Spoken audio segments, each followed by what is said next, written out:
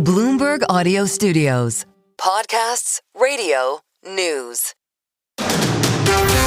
You're listening to the Bloomberg Intelligence Podcast. Catch us live weekdays at 10 a.m. Eastern on Apple CarPlay and Android Auto with the Bloomberg Business app. Listen on demand wherever you get your podcasts or watch us live on YouTube. Earnings palooza in full swing here. General Motors, the latest report as well. It expects profit to grow as much as $2 billion this year. And like RTX, plans to return more of that to shareholders with a higher dividend as well as buybacks. Earlier, GM's CEO Mary Barra joined Bloomberg's Matt Miller to discuss their earnings and their push on EVs. Remember those? For more on the company's earnings and what she had to say, let's bring in our Steve Mann. He covers autos for us here at Bloomberg Intelligence. He's the Bloomberg Intelligence Global Autos and Industrials Analyst. Steve, when Mary was talking about their portfolio of internal combustion engines and their portfolio of EV vehicles, what does that portfolio actually look like? I mean, is it 70-30 ICE engines to EVs, 80-20? Oh, it's actually ICE engines much greater. I know they have a full portfolio of EVs, but you're talking about like 85-90% ICE versus 10-15% EVs. So, you know, they do have a big portfolio, but it was just at the beginning of rolling them out. You know, they do still have one more major rollout coming out, which is the Chevy Bolt, a smaller vehicles, which the industry and GM thinks that that's where the market is going, a cheaper, more convenient EV. GM stock up 9% today to a 52-week and an all-time high. So the street likes what they're hearing. Steve, it's almost to the point where the street rewards these companies if they not fully back away, but at least slow down the evolution to EVs and just focus on what's making money today. Is that kind of where the industry is today? Yeah, exactly. Like Trump actually did the auto industry a major favor by relaxing the miles per gallon mandate. So basically, every vehicle in the big three's portfolio are currently meeting those mandates. And what it means is less penalties, right? And no need to buy EV credits going forward. Huge savings. And what that means is it could translate into a slower increase in car prices for consumers, especially for big trucks.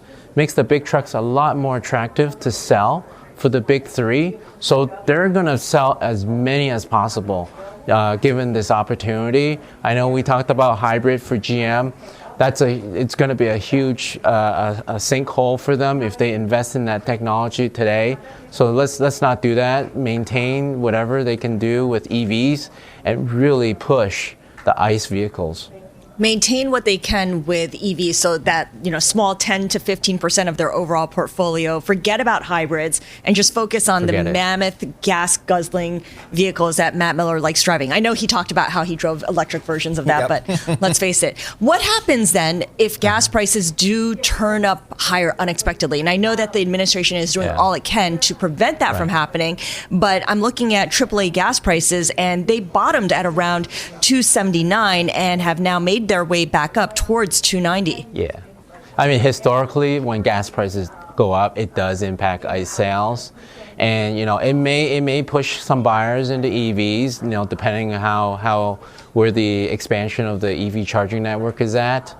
But I think at the end of the day, if gas prices do go up, it actually benefits the Japanese companies like Toyota and Honda, where they have a full suite of hybrid vehicles that actually consumer love. Yeah, I just leased the Honda CR-V hybrid. My son, who drives in California all the time, where the gas is really expensive. Yes, that's right. He probably wanted it. And how often does he have to fill up? Not that often. I mean, just not that often. It's great. It's a great technology.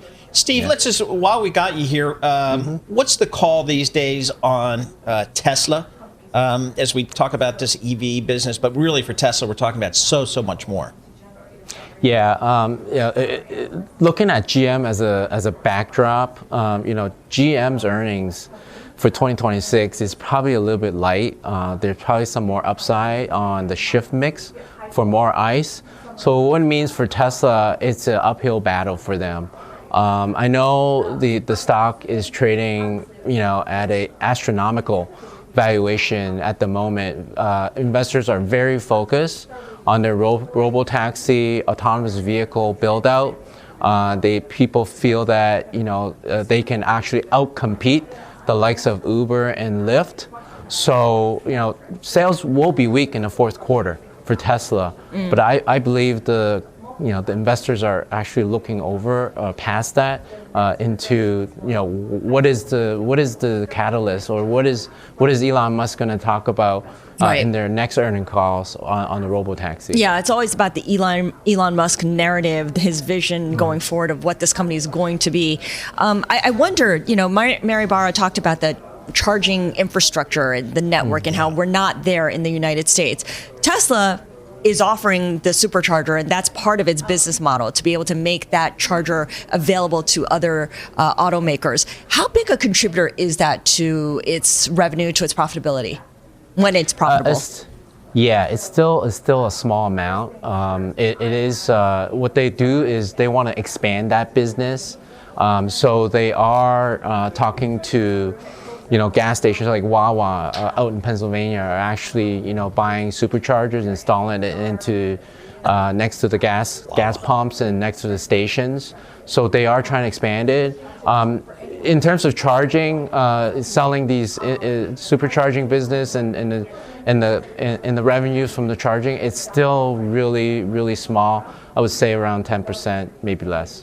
Hey, what do we know about how important are incentives here? I look at other countries around the world, and they have got these huge EV percentages of sales. China, the Nordic countries. How important are government incentives to get there? It is very important. I think the Germans are actually putting back the incentives, and it has lifted EV sales in Europe and Germany. But at the end of the day, you really want to build a sustainable growth environment for these cars.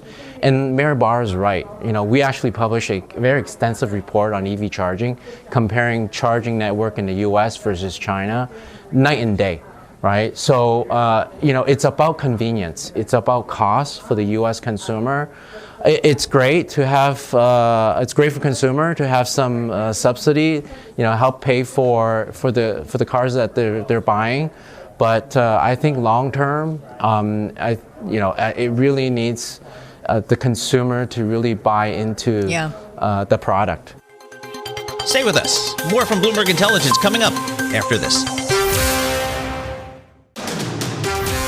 You're listening to the Bloomberg Intelligence Podcast. Catch us live weekdays at 10 a.m. Eastern on Apple CarPlay and Android Auto with the Bloomberg Business app. Listen on demand wherever you get your podcasts, or watch us live on YouTube. Boy, a lot of news flow in the airline space, the aerospace area. So let's get right to it with somebody who knows this stuff. Sid Philip, Deputy Team Leader for Global Aviation, Bloomberg News. I think he's in my hometown, Dublin, Ireland, back when my peeps were from way back in the day. So good for him. Hey, Sid, let's talk to us about the airlines. American Airlines, they said they're poised for a pretty strong year, yet JetBlue had a wider than expected loss here. What's going on with these two airlines here? So the airline industry is actually in a sort of bit of a flux at the moment. I mean, you've obviously had the impact of all these storms. You've had the impact of the government shutdown, and you've got the uncertainty about the year ahead. And so American Airlines is taking a more bullish view of the year ahead. They're sort of following their peers, United and Delta, in targeting the most premium end of the spectrum. And they're sort of hoping that by aiming their product at the premium end of the market, they can sort of offset the sort of downturn that's happened at the bottom end of the market. JetBlue also talking about how at the moment things look a bit shaky, but they're talking about how they see a road to profitability and a free cash flow by the end of 2027. So slightly more long-term view of when the recovery might happen. And that sort of explains the dichotomy in the earnings forecast for both those companies. And of course, JetBlue is also doing what it can to premiumize, if that's a verb, its experience for customers too, with the opening of that new lounge in JFK. So that is the story with airlines, and it's been fairly consistent too with what we heard from Delta and United. Where does that leave the smaller carriers that need to either team up or fade into oblivion? I'm thinking Spirit, I'm thinking Frontier. Is there still a market for these discount carriers? So the market at the moment is very tough for the discount carriers. So essentially what's happening is that the top end of the market is going to Delta and United for their premium products like first class and business class. And on the other end of the market, you have sort of everyone else competing to get the lowest cost tickets into the hands of the passengers. And that's sort of eroding margins, especially as costs for both pilots and cabin crew are hurting the ultra low cost carriers and the low cost carriers. And that's sort of been explained by this K-shaped recovery that airline executives are talking about. And so JetBlue and the others are sort of trying to get the premium end of it. I mean, we've seen even Spirit Airlines talking about how they're adding a so-called business class product. They've added Wi-Fi, they've added all sorts of things to keep people coming back to them. And so they're hoping that by slightly differentiating themselves from just very commoditized ultra low cost carriers, they can be able to get in those customers. Well, then it kind of goes back to the point, is there a need for a real true low-cost carrier out there? If some of these supposed ones are going kind of mid-market, higher market, is there a market demand for that, or is everybody just willing to pay up for travel?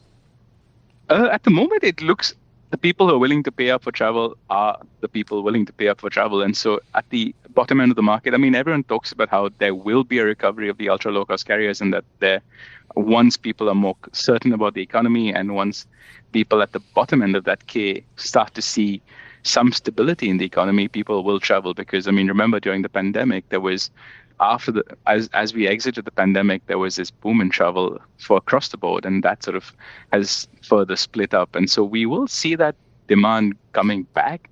We just don't know when and what sort of shape that will be. So, Sid, you also cover Boeing, and it came out with its results. And in terms of the numbers for the fourth quarter, free cash flow topping estimates, it generated cash for a second straight quarter. That sounds like it's good news. How far along this recovery, this long-awaited recovery, is Boeing actually? So Boeing is on the road to recovery. They're still not there yet, but they are recovering. I mean, their fourth quarter results and their full year results were boosted by the sale of their Jeppesen digital aviation subsidiary, and that sort of gave them a $9.6 billion boost. And at the same time, Boeing is sort of ramping up production. They are ramping up sales. I mean, they've seen a surge in sales. I mean, ever since the Trump administration came in, we've seen a surge in Boeing sales. And so Kelly Ortberg, the new CEO, is sort of pushing Boeing to improve production, ramp up production at a steady pace. I mean, they've gone to about 42 737 MAX jets a month, and they are sort of further boosting those production numbers, and that will get them at the sort of where they want to be. Kelly Ortberg talked about how $10 billion in free cash flow is his target, and the company's on its way there. Sid, I'm glad you mentioned deliveries, because I guess I learned long ago about this aircraft manufacturing business. It's not the sales you announce, it's the orders that you actually deliver. You mentioned kind of on the 737, which is the key aircraft for Boeing, that around 42 a month here. Where does a company want to get to, and by what time frame? So Boeing's still way below. It used to be above 50 pre-pandemic, when they sort of shut down production of the MAX because of the grounding that happened after those two fatal crashes. And so they need to get to beyond that. Remember, Airbus has talked about 75 a month by 2027 on their rival A320 model. And so Boeing would have to sort of ramp up production to some of those levels to target that backlog. I mean, they've got a sort of record-breaking $682 billion backlog of customer orders. And so that's actually when airlines so the airframers like Boeing and Airbus only get paid when they actually deliver those planes. So when they book those orders, they don't really get the money from the airlines. The airlines pay them when they get those planes. And so for Boeing to actually start generating that free cash, they need to actually get those planes out the door. Yeah. And that they need to do by ramping up production. Sid, very quickly, you mentioned that backlog, record $682 billion. How much of that is customers trying to curry favor with the Trump administration by buying U.S. aircraft, or at least announcing plans to do so? Some of it may be the customers trying to curry favor with the administration. I mean, we saw that massive Qatar order. At the same time, there are only two plane makers in town, and Airbus is sold out until the end of the decade and sort of into the next decade. And so the only way for an airline to actually get planes is to either buy planes from either Boeing or Airbus. And Boeing is similarly sold out. And so airlines are placing their bets with either manufacturer and hoping that they will get those planes whenever they actually get those planes in terms of the delivery forecast. Yeah. Stay with us. More from Bloomberg Intelligence coming up after this. You're listening to the Bloomberg Intelligence Podcast. Catch us live weekdays at 10 a.m. Eastern on Apple CarPlay and Android Auto with the Bloomberg Business app. Listen on demand wherever you get your podcasts or watch us live on YouTube. Still on the earnings front, UPS, Big Brown, sees better than expected sales amid a network overhaul. Thomas Black joins us, Bloomberg Opinion Columnist. Thomas, what'd you see? What'd you learn from the UPS earnings year? UPS continues to shrink to become more profitable. That's the big takeaway there. They're reducing their Amazon business, and they're trying to retrench with more profitable packages. And that's probably a move away from some of the e-commerce deliveries where the competition is fierce, and there's lots of little companies that are out there competing. So how far along this journey of shrinking to become more profitable are they? Are we in the third inning? Are we in the seventh inning? This will be the last year of this. So I would say we're in the sixth inning heading toward the ninth. So after this year, Carol Tomé, the CEO at UPS, said we're going to be a leaner company and ready to grow. So it's going to be a little bit painful this year. She walked analysts through it. The first half is going to be more painful as they glide down from Amazon and they take some write-downs and so forth. As you know, they retired their fleet of MD-11s, which is this old plane that just recently had a crash. So they're going through all of this in the first half, and then the second half, things should start to turn around. They're not only shrinking their Amazon business, they're shrinking their footprint, their facilities, and the older ones are being retired, and they're replacing those with new automated facilities, and that's going to allow them to lay off more union workers. So that big union contract where the Teamsters pushed through a big labor increase is turning around to bite them a little bit because UPS is dealing with that by shrinking its workforce. How does this UPS strategy differ from that of FedEx? They're similar in the sense that they're both cutting costs aggressively. FedEx is a little bit different because it doesn't have the labor costs from the union workforce, so it's a little bit more flexible. And FedEx is undergoing a major overhaul that's probably in its last innings as well. And the last part of that is the most difficult part, where they're going to combine their two separate networks, the ground network and the express network. They're in the middle of that, but so they're going to be coming out of that as well. So we're going to have two parcel companies that are restructured and ready to grow at the end of this year. Every time there's some kind of headline regarding UPS laying off workers or cutting positions, it's these massive numbers, right? This time around, it's up to 30,000 positions this year. And as you mentioned, Thomas, this is all due to trimming down and downsizing the scope of the company. At what point are we looking at job cuts tied to AI, or have we not even gotten there yet? Well, I would, instead of saying AI, I would say automation.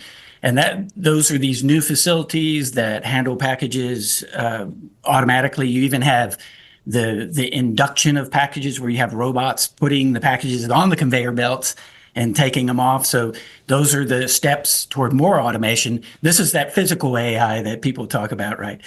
And an interesting stat that Carol Tomé gave on the call is that those automated buildings are 28% more efficient than the older buildings. So the more automation is where they're leaning into. So it's part of it shrinking some of the low profit volume plus more automation to replace the human workers, basically.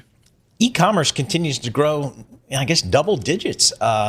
Who's handling all these packages if UPS is maybe backing away a little bit? Well, Amazon has its own delivery network. Yep. It tends to want to deliver into those big urban areas where it just takes things from a warehouse to a residential home. So they do that very well. Where they want help is on the rural areas. That's where they turn to folks like UPS and the Postal Service. So obviously, Amazon is a big player there.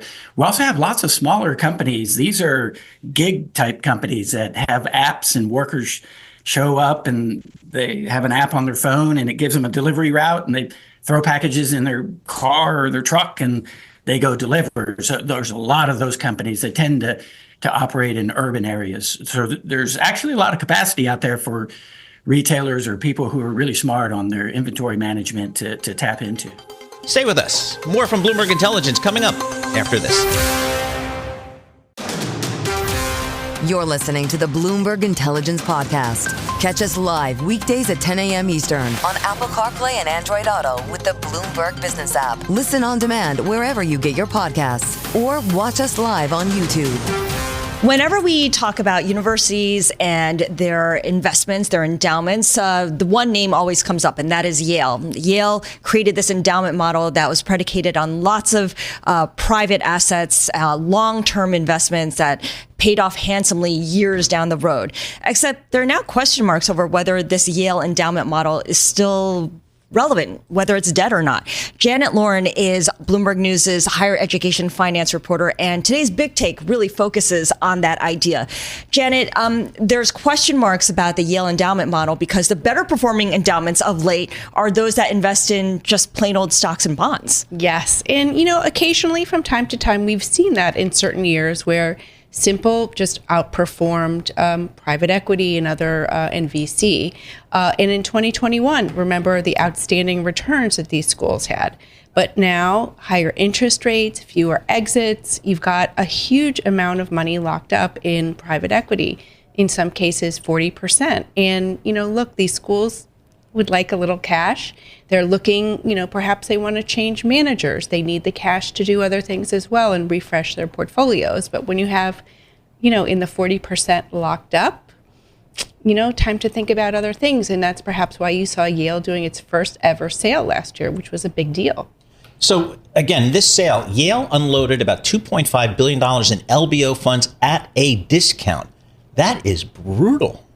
Well, is that unprecedented, or other folks? Yale has done it for the first time. Others have been doing this before. Harvard has unloaded a lot in previous years, but it's sort of a new normal in some ways. Looking at secondaries, the secondary market is very popular right now, and they in the hunt for potential cash and liquidity. You look at the UC endowment where we talked about this 80-20, they call it the blue and gold fund, very proud of it.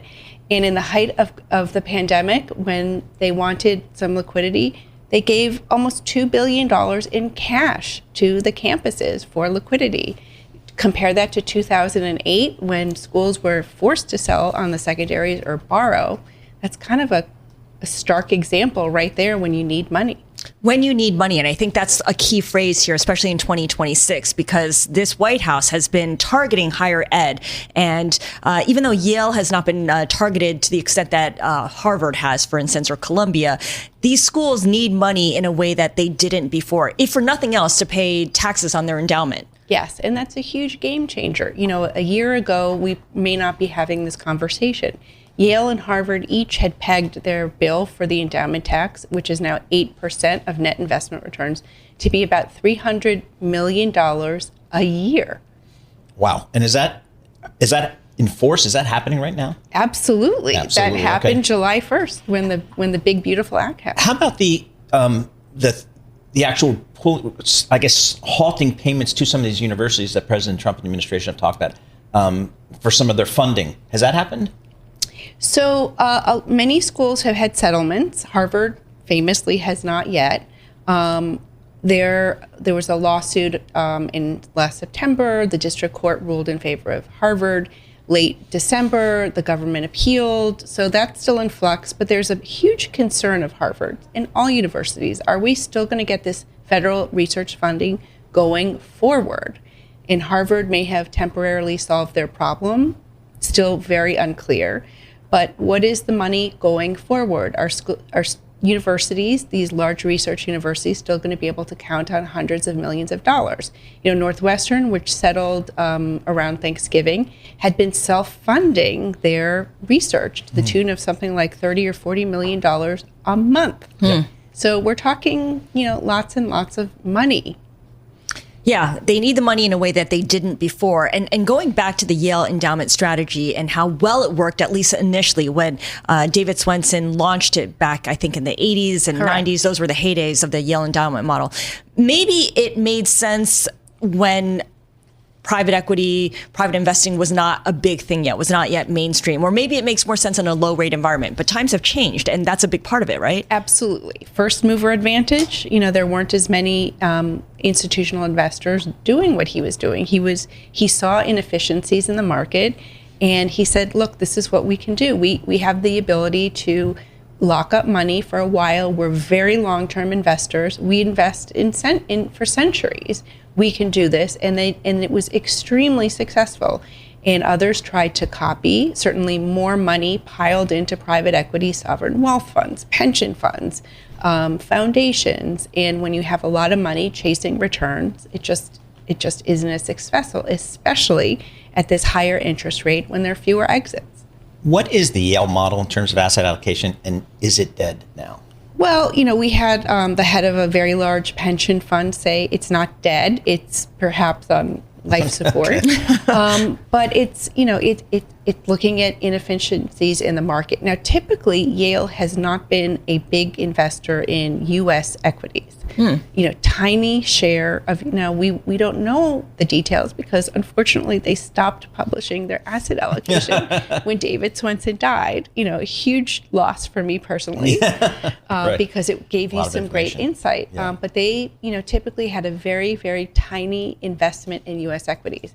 Now look at the University of California, 80% in global equities, but who are they trying to emulate? Some investor in Omaha who's been pretty successful. Betting on America. Yeah, but just buying cheap index funds. I guess what's not immediately obvious to people is that an endowment is more of a fund of funds rather than just a fund. Like the UC fund, the blue and gold fund you were talking about, that's almost like a very basic personal account where you're just putting money into index funds and not dealing with it for a long time. Exactly. But Yale is like, they're picking fund managers, like it's very, very complex. Well, it's actively managed. And Yale is very famous for, having managers for 10 or more years. I did a story maybe 10 years ago that talked about the length of managers, and it's often 10 years. And, Yale very smartly came up with a new program. They call it the Prospect Fellowship, and they're looking for new talent. And we had a comment from a former Princeton manager who talked about, they look for talent and they grow with them. So maybe a small allocation to a manager today, think Hill House at Yale, it turns when they're successful into, billion-dollar investments, and especially when they've done well. You can grow with a successful manager, and then all of a sudden your allocations are much larger as you're growing with them. And that's what they're seeking. So that's sort of like a refresh for them. This is the Bloomberg Intelligence Podcast, available on Apple, Spotify, and anywhere else you get your podcasts. Listen live each weekday, 10 a.m. to noon Eastern on Bloomberg.com, the iHeartRadio app, TuneIn, and the Bloomberg Business app. You can also watch us live every weekday on YouTube and always on the Bloomberg Terminal.